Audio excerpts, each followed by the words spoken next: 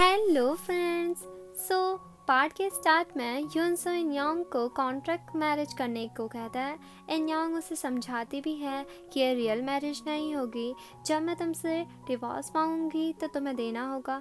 क्या तुम डिवोर्सी के टैग के साथ पूरी ज़िंदगी रह लोगे? तो यूनसो उसे हाँ कर देता है और फिर वो दोनों अपनी मैरिज रजिस्टर करवाते हैं और साथ में पिक्चर भी बनवाते हैं। फिर वो दोनों एक न्यू हाउस में शिफ्ट हो जाते हैं जहाँ गलती से इनयोंग का इनरवेयर का डब्बा गलती से यूनसो देख लेता है और बहुत शाई हो जाता है। और इनयोंग आती है और नॉर्मली ये मेरा है कहकर वो बॉक्स ले जाती है। यूनसो फिर घर देखता है तो वहाँ इनयोंग के सारे कपड़ों से घर बिखरा पड़ा होता है फ्रिज में और वॉशरूम तक को उसने नहीं छोड़ा था।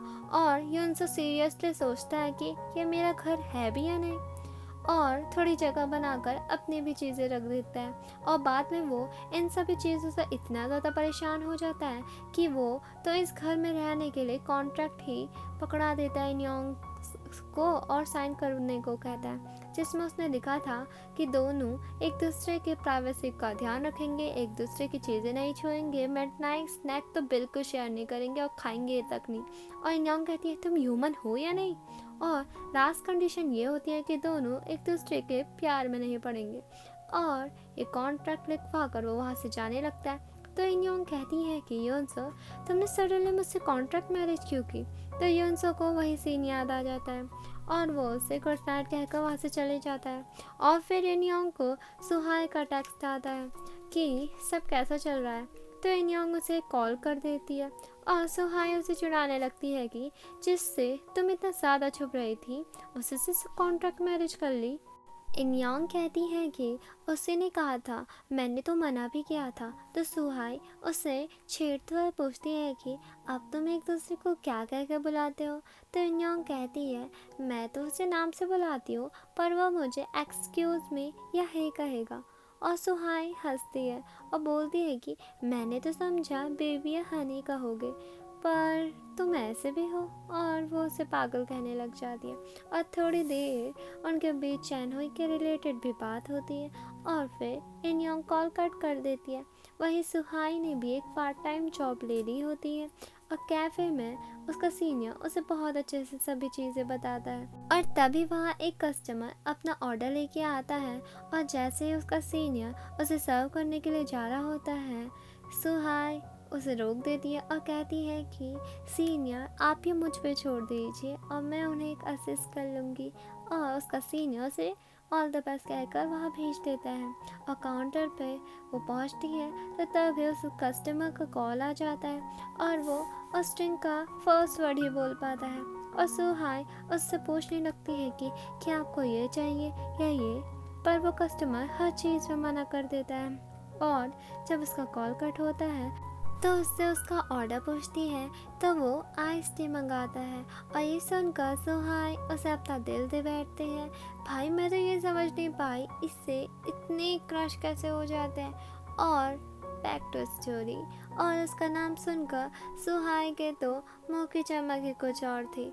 वहीं इनयोंग सभी के बीच में बैठकर वर्क कर रही होती है और एक चीज़ में चैन हुई उससे ओपिनियन मांगता है। तो इनयोंग जो अपने ख्यालों में गुम थी वो बस हाँ कर देती है, जबकि उसने कुछ सुना भी नहीं था। अपने कलीग से फिर वो पूछती है कि यहाँ कोई अर्जेंट वर्क का ना हो तो मैं वहाँ से जा सकती हूँ। तो उसका कलीग भी बोलता है कि कुछ अर्जेंट नहीं है और इनयोंग फिर वहाँ से चले जाती है। चैन हुई उसे बस देखा रह जाता है। वही यूनसो कैफ़े में बैठा होता है तभी वहाँ एक लड़की आती है और ये वही है जो फर्स्ट सीन में ऑल सिंगल रहने की खुशी में सभी को पार्टी दे रही थी। और वो यूनसो को कहती है कि तुमने इससे पहले तो कभी भी मुझसे कांटेक्ट नहीं किया तो आज क्या बात है।